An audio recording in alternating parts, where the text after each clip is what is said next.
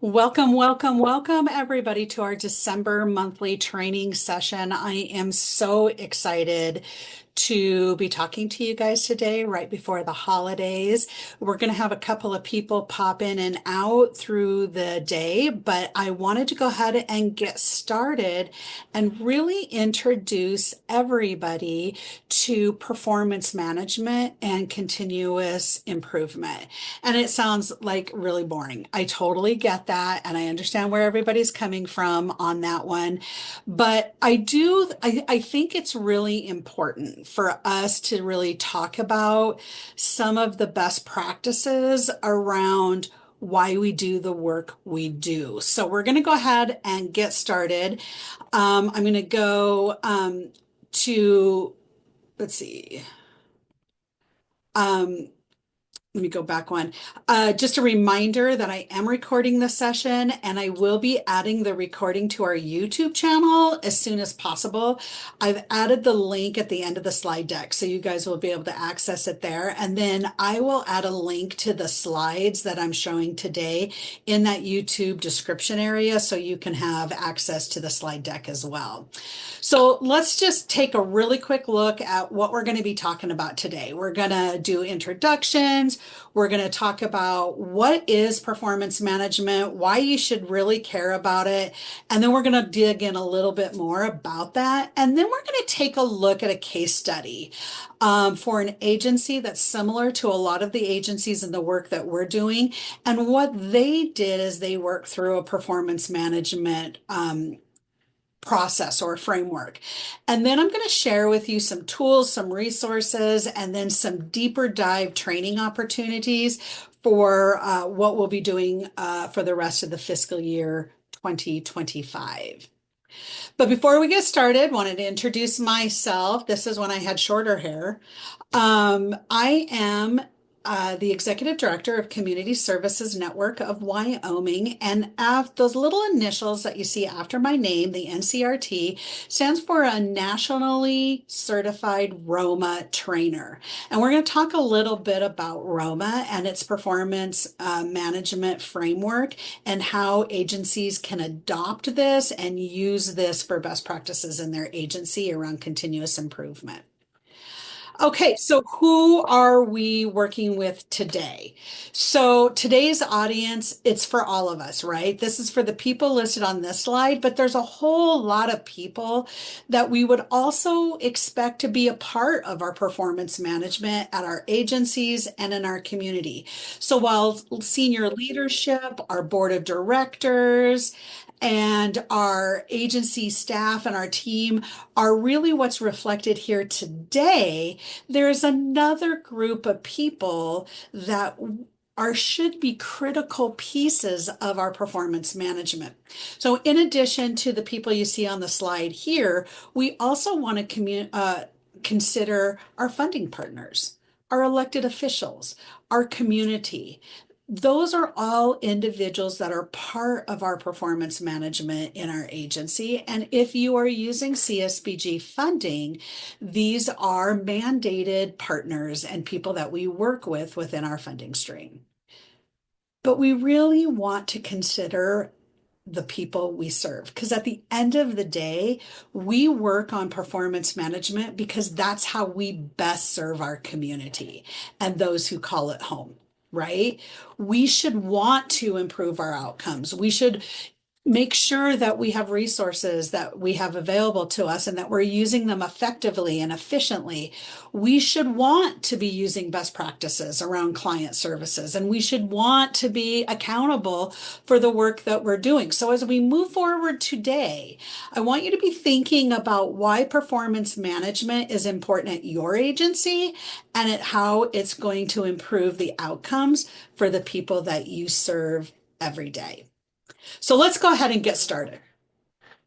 I get asked a lot about what is performance management? Is this like the latest buzzword in corporate America that talks about, performance management and continuous improvement and everything? Well, let's start with that. And let's talk about what performance management is.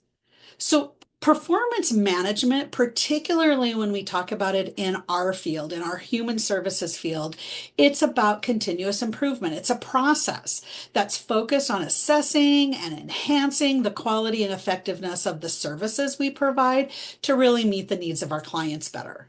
And it's goal oriented. We want to make sure that we're aligning our organizational goals, our staff activities, and our client outcomes to achieve measurable objectives. It's also data driven. So, performance management utilizes metrics, evaluations, and evidence based methods to track progress and inform all of the decision making that we do at our agency, either in the short term or day to day or in the long term. It's also very collaborative, right? Like I talked earlier, it engages our staff, our team, our stakeholders, and most importantly, it includes our clients in the process of setting goals, providing feedback, and improving the services that our agencies are providing. And finally, it's dynamic, it's adaptive, it's constantly changing, it's always adjusting and looking at the processes, the strategies, and the actions that we do based on performance results and our changing needs.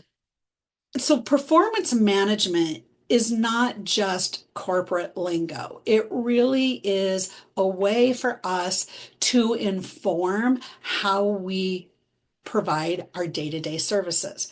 But let's really talk about here too what performance management is not. Okay, performance management is not punitive. This is not about blaming or punishing employees for unmet targets.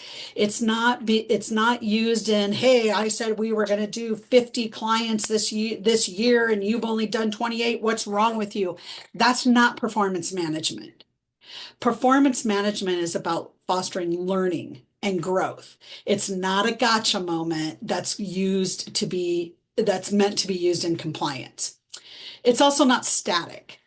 It's not a one-time evaluation that we use to look at what we're doing, right? This is an ongoing cycle of planning, monitoring, improving, and it's also not subjective because we're using data, we're using real metrics, real information on how we're going to move forward. It does not rely on vague or even anecdotal evidence. It's like, I just feel like our clients are X, Y, and Z.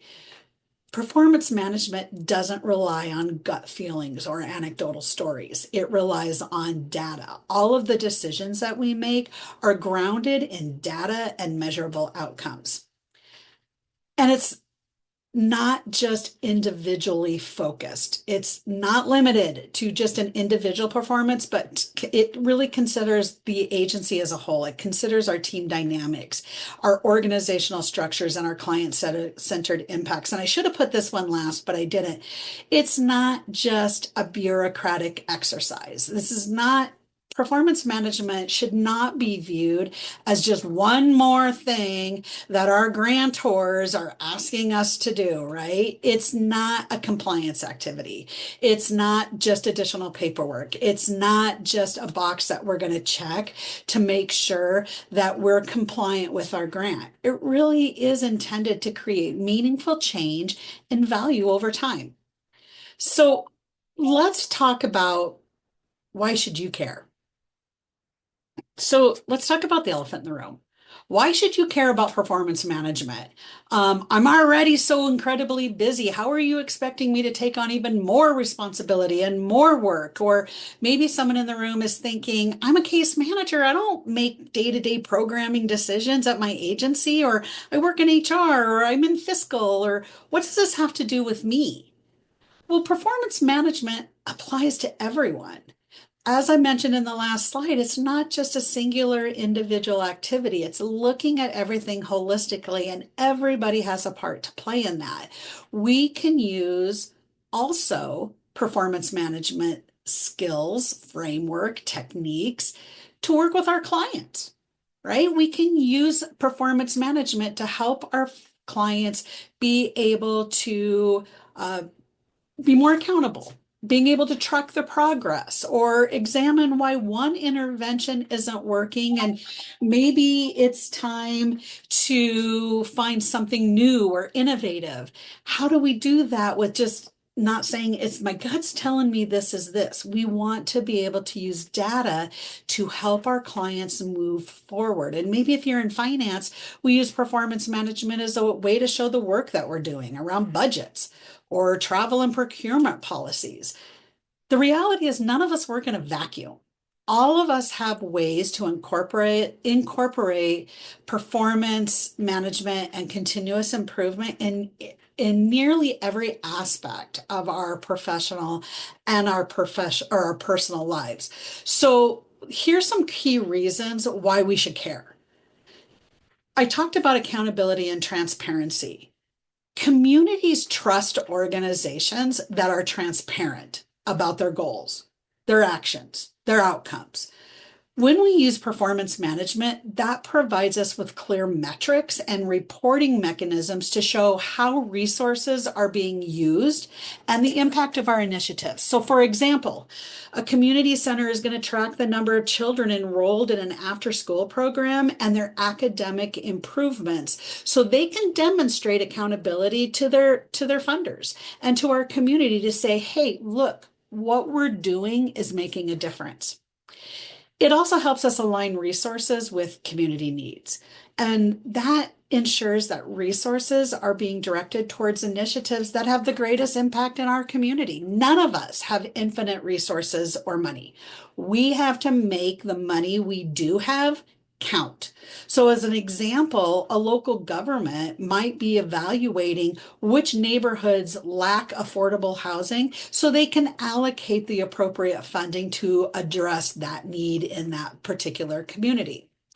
It's also about continuous improvement because when we regularly assess what we're doing, it really helps us identify areas where programs can be optimized, made better, ensuring better outcomes over time. So, an example of continuous improvement, maybe a hospital is tracking patient wait times so they can implement a new scheduling system to improve efficiency and patient satisfaction. We have engaging our stakeholders, or excuse me, data-driven decision making. I skipped one. Data collected through our performance management provides insights into the work and what we're doing and what works and what doesn't. So then this can help leaders and senior staff and boards really make informed decisions. For example, a city might start measuring the reduction in crime rates in areas where community policing strategies are implemented. So they'll use that data to be able to expand a successful program into other areas. We also want to engage our stakeholders. Performance management really, really encourages collaboration with community members, our staff, our partners, and our clients to align our goals and expectations. So for an example of this, maybe a nonprofit is conducting a community survey to gather feedback on services, ensuring programs are responsive to the population's needs. We do this through our community needs assessments and our client satisfaction surveys. What are we doing that works for you? What could be a barrier? Am I scheduling a class at 9 o'clock in the morning that is nowhere near a bus stop? Or is there something else that we're creating that is causing a barrier for individuals to take our classes? We also want to maximize our impact. Again, I mentioned we don't have unlimited money here, so we need to focus on measurable outcomes so we can maximize those positive impacts while avoiding waste and inefficiency. So, for example, a food bank is going to track the number of meals that they distribute and adjust its supply chain to reach more families in need. If they got a big special on canned beets, and they have canned beets left over, they're not going to put that on their supply list anymore. By tracking the data, they can tell what's moving, what's not moving, what is needed, what is not needed. And it also fosters equity. And why does that matter? because it's going to help us identify disparities and gaps. It's going to ensure and help us better understand that where our underserved populations live and how are they currently receiving the support that they need. So an example might be a school district who is using performance data to identify achievement gaps among students, and then so they can design targeted intervention. So this is why we care about performance management. I would venture to guess there isn't one person in this room who doesn't care about all of those things as it comes to serving their clients, running their organization, or being efficient in the funds that they receive to provide these services. So before I go on, does anybody have any questions, comments, or pushback about what performance management is and why we should care about it?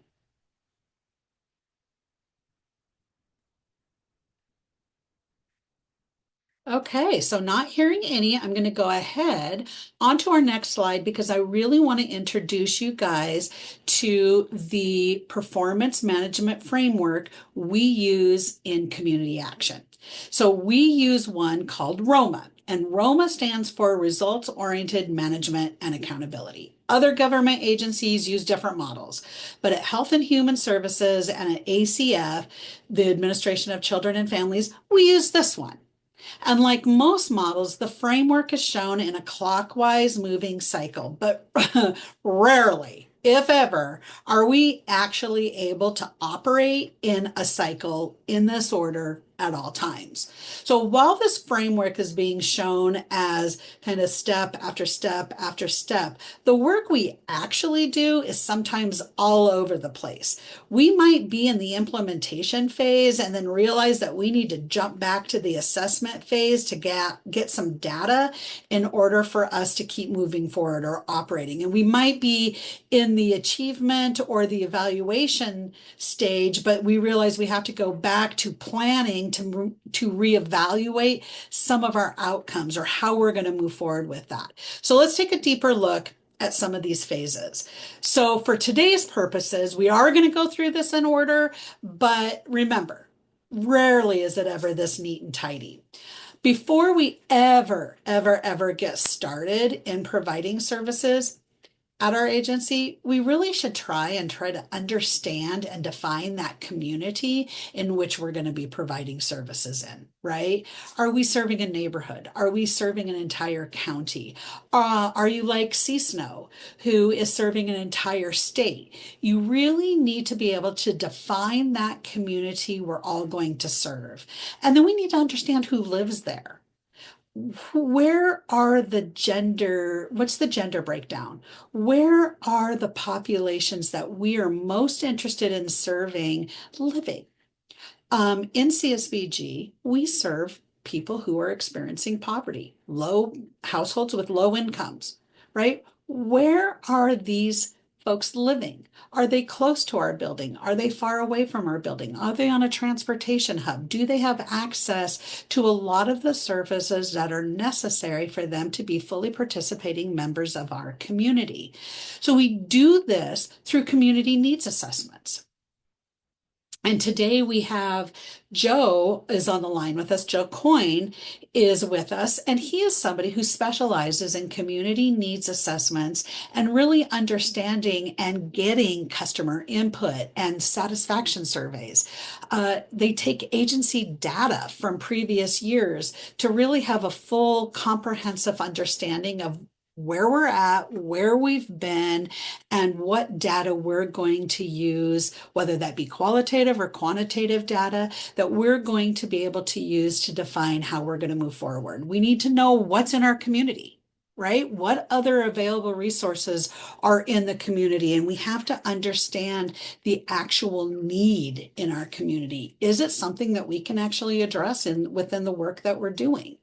Is it an individual or a household level need, or is this a need that the community has as a whole?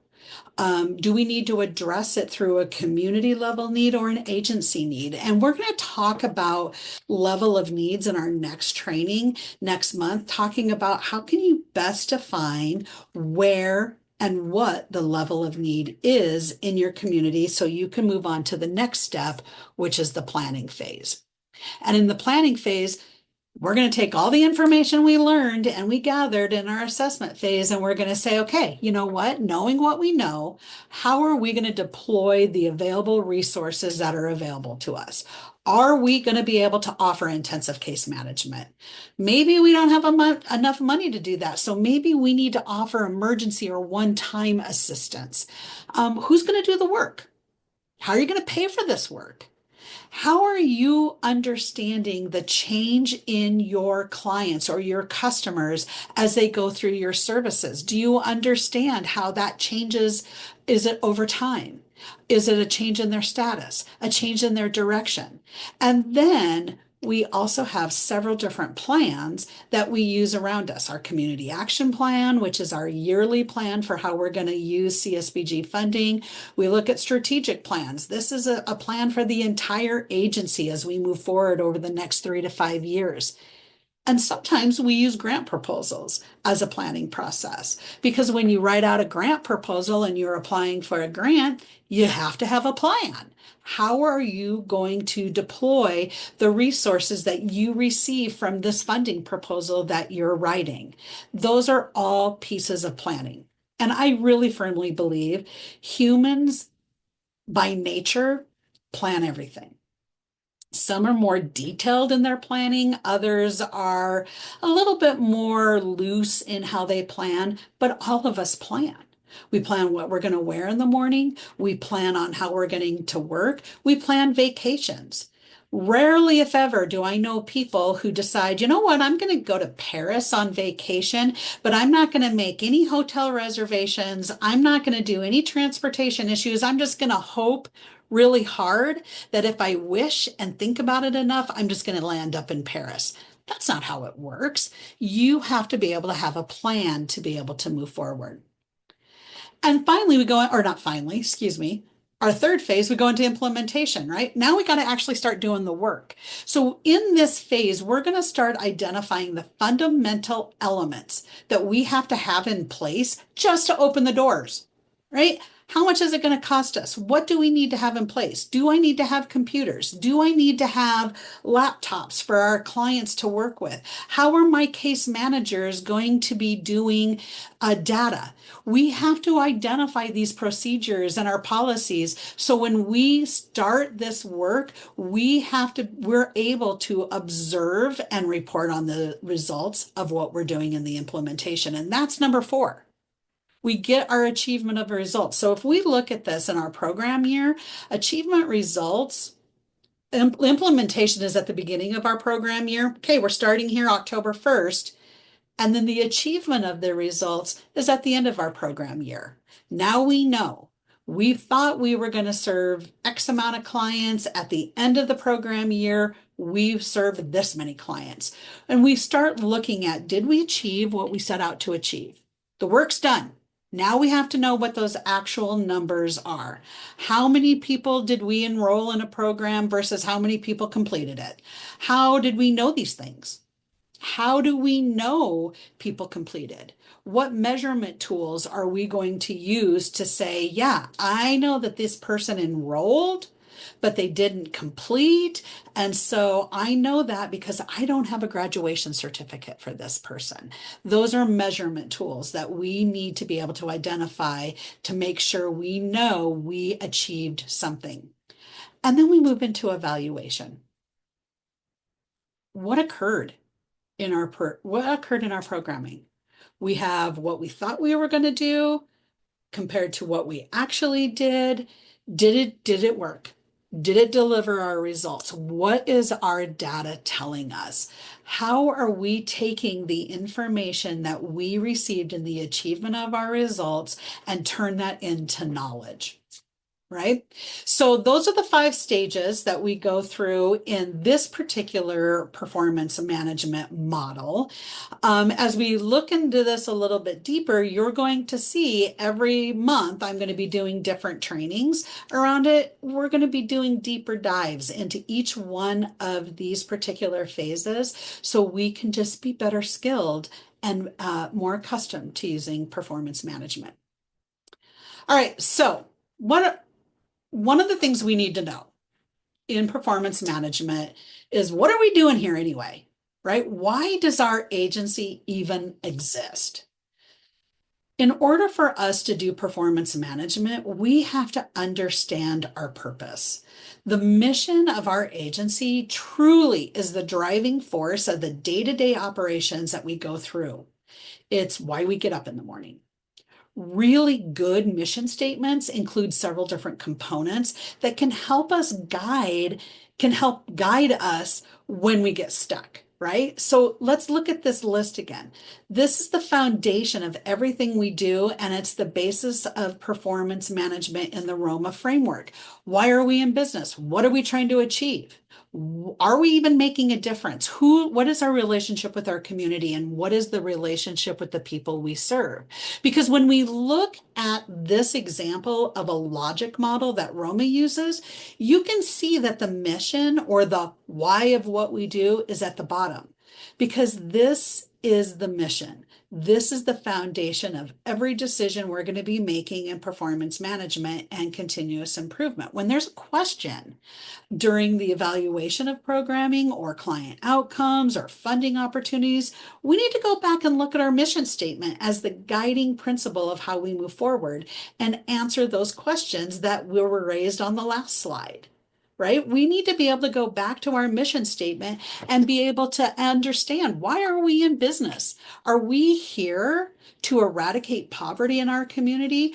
Are we here to make sure that there is a resource center for every family in our community? Are we here to make sure that people have access to parks and pathways and recreational opportunity?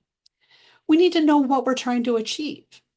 And if we know what we're trying to achieve, how are we making a difference? And what is our relationship with that community? Is it that we are there to support them, to provide advocacy for them, to fight for them, to have their voices raised and be heard? And what is our relationship with the people that we serve? How do we work with the families? Do we understand truly the needs that they have as an individual, as a household, as they navigate our communities? So let's take a look at a case study. And this is just a really quick example of how an agency might use performance management framework in a specific program that they identified as being needed in their community. So we're going to use an agency called Bright Futures Community Action Agency, and they identified a growing need for job readiness programs in their service area because they conducted a comprehensive needs assessment in their community. So by using the Roma framework, they developed a targeted initiative called Pathways to Employment. So let's take a look at this and how it worked. In the needs assessment, in our assessment phase, they identified individuals who were unemployed or underemployed. So in this needs assessment, they were like, wow, holy moly, there's 500 individuals in our targeted community area who are either unemployed or underemployed. And we looked at why that might be. Was it because they had a lack of skill training? Maybe it was a no access to childcare, or they weren't able to get there because of different transportation needs. What they determined in the planning phase is that they had the budget and they had the human capacity to be able to meet this need in their community. So they then sat down in the planning phase and they determined what do we need to do? What are the specific services that we could, as an agency, within our capacity to be able to do it, what could we offer? So they looked at implementing and they're like, you know what, we need to have workshops on resume building. And we're going to talk about how they can be better at and more comfortable in the interviewing process. And hey, you know what? We identified a lot of people were not comfortable using the internet. And the internet, I always argue, is no longer a luxury item. If you want to be a part of your community, you need to have access to consistent, reliable, affordable broadband. And you have to know how to be able to use it.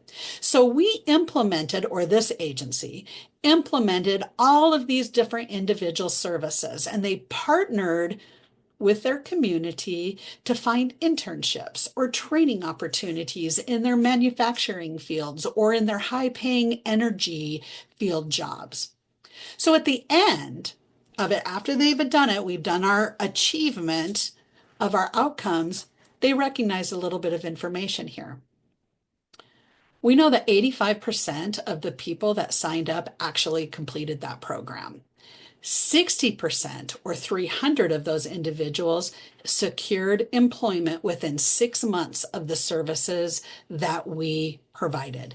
And even more impressively, as we dig down through this, 20% of those households then saw an increase, or sorry, there was a 20% increase in household incomes on average. So everybody who participated saw a 20% increase in their incomes because of the services that were provided. That is Roma 101. That is determining what the need is, planning our services, implementing it, and then evaluating our results. So what's next?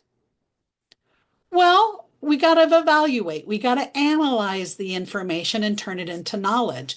So they started asking some questions. As they started to analyze the data, they were like, there's a few questions that are going to help me better understand what we need to know moving forward.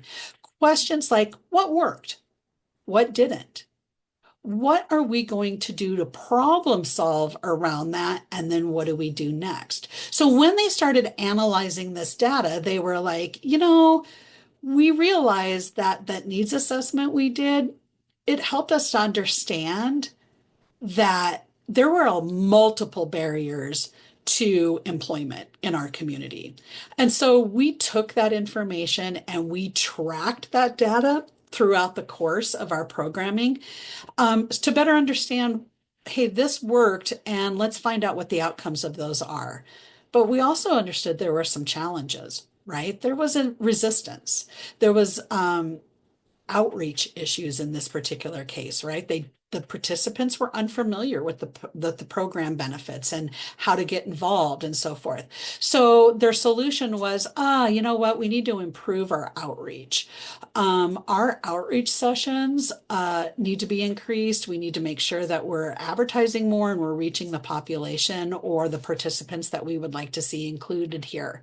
And by looking at all of the data and asking themselves questions about how to do it better or how to improve or what they need to strengthen or what they need to abandon, they found that they needed to expand this program.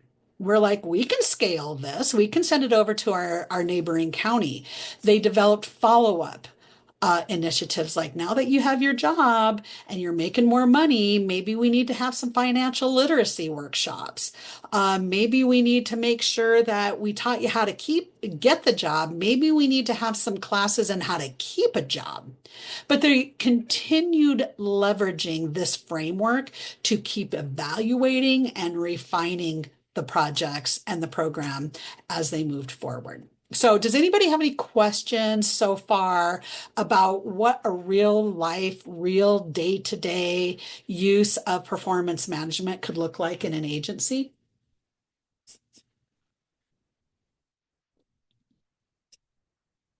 Okay.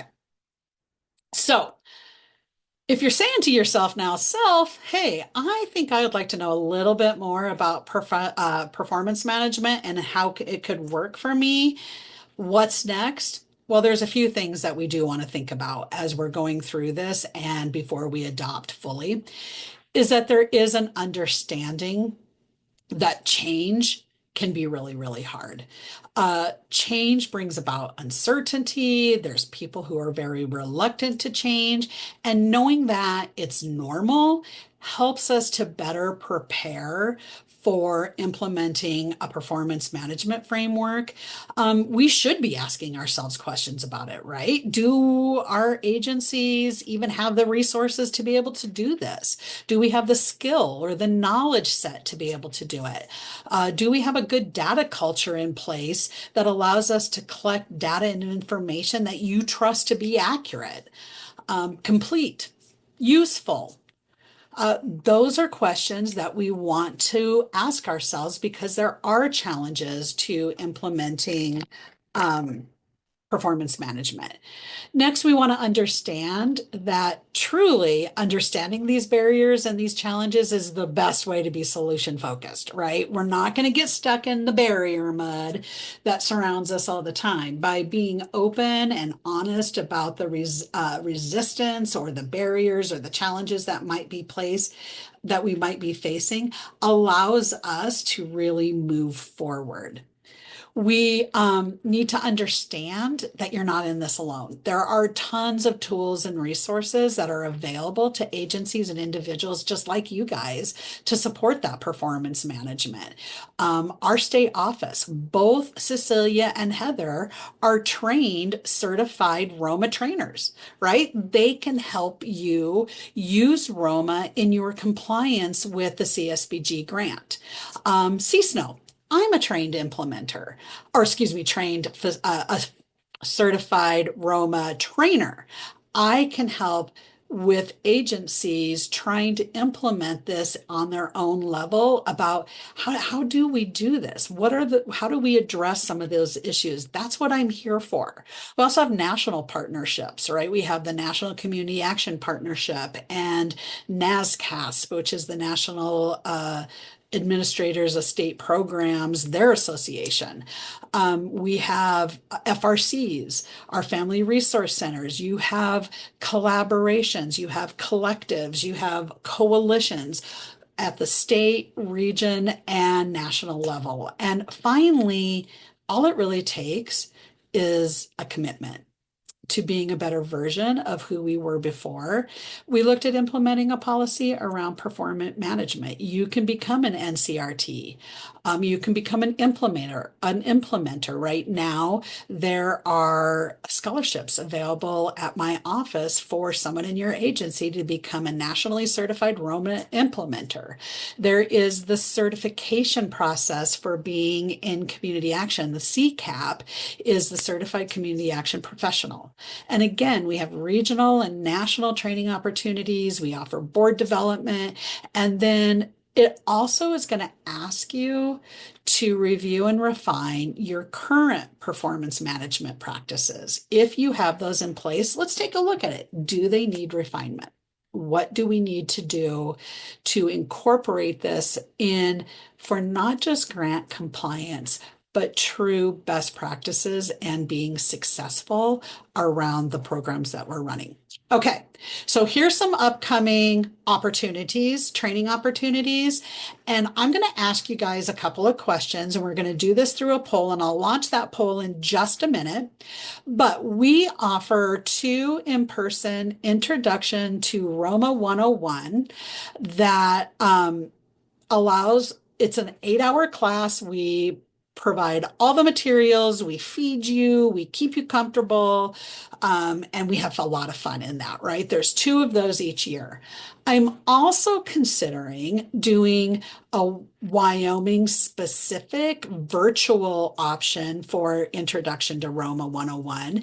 And those are 3-hour sessions over the course of 3 weeks. But there's a lot of, we really ask you to be very active and participate in that. And then we have virtual board training for boards learning to understand the process of performance management through the framework of Roma. We have that on demand right now on our YouTube channel, and we can also do on-sites for boards. So knowing what you know about upcoming opportunities, I'm going to launch my very first poll, and that is asking you to select all of your multiple choices here. If we go in-person Roma, please select as many of these options that you would consider. Would you like us to be in Casper, Cheyenne, Rock Springs, Sheridan, Laramie, or Jackson? So are you guys able to see? Okay, I see people are starting to participate. There are actually three questions in this poll. So I am going to leave this open for a little bit longer so you guys can start telling me, hey, can you come to our town and do aroma training? Because last year I did them all in Casper. Casper, because that is the center of the state, seems to be the easiest for most people to be able to do. As we go through, I'm going to ask you about your agency's capacity to send multiple people. You may or may not know the answer to that. And then also, when's the best time for you guys to come? Traveling, I know in the winter can always be kind of blah.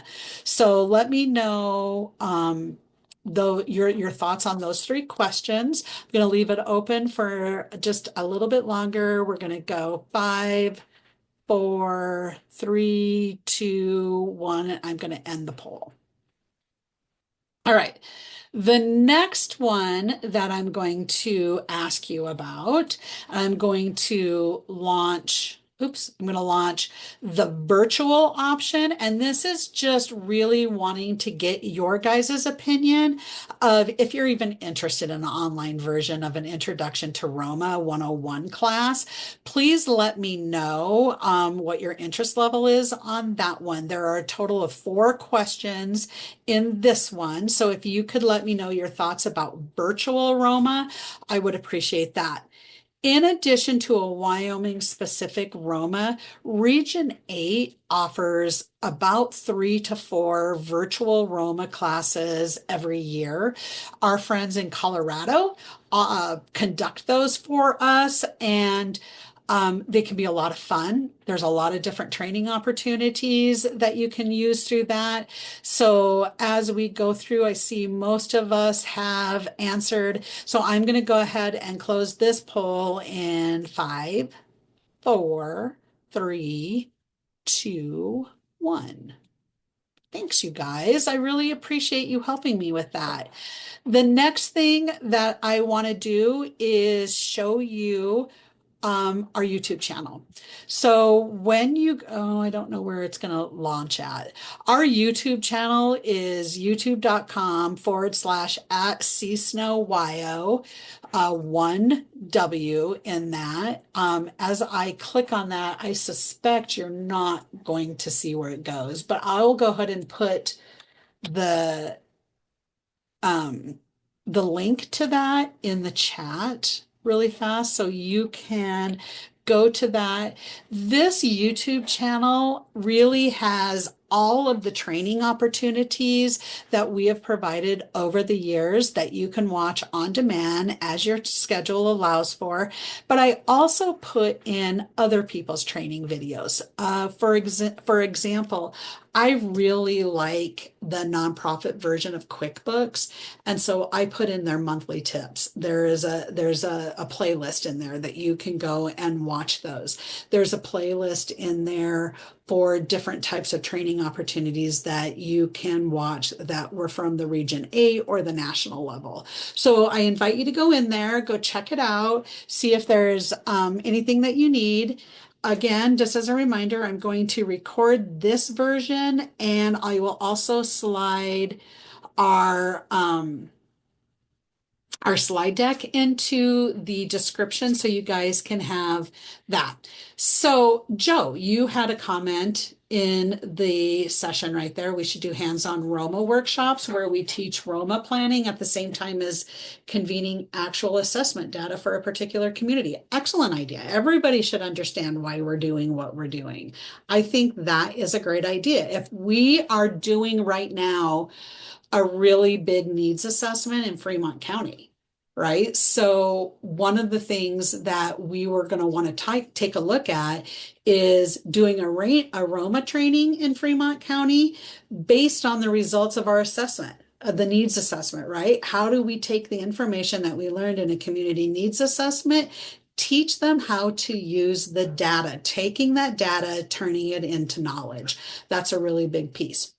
All right, before we go on, then, I just wanted to give you guys one more opportunity to talk about some of the things or ask questions about some of the stuff that we covered. In our 8-hour Roma training, we go through in depth each one of those phases and we use a logic model. I showed you an example of that logic model to track how we're going to do the work that we have decided that we needed to do, right? So we'll use a logic model that identifies our need, what where our desired outcomes are going to be, how many people we think we're going to serve, how many people we think are going to achieve those services. We talk a lot about learning how to use Roma in many different aspects of your day at your agency. The thing is, it's just an introductory class though. So we don't get a whole lot of deep dives into some of those. And that's what I'm hoping our monthly training sessions this year will be more about. Deeper dives into a performance management and continuous improvement. All right, again, I'm going to open it up to anybody. Does anybody have anything that they want to share about what you're already doing in your agencies, or maybe ways that you can see this working where you live?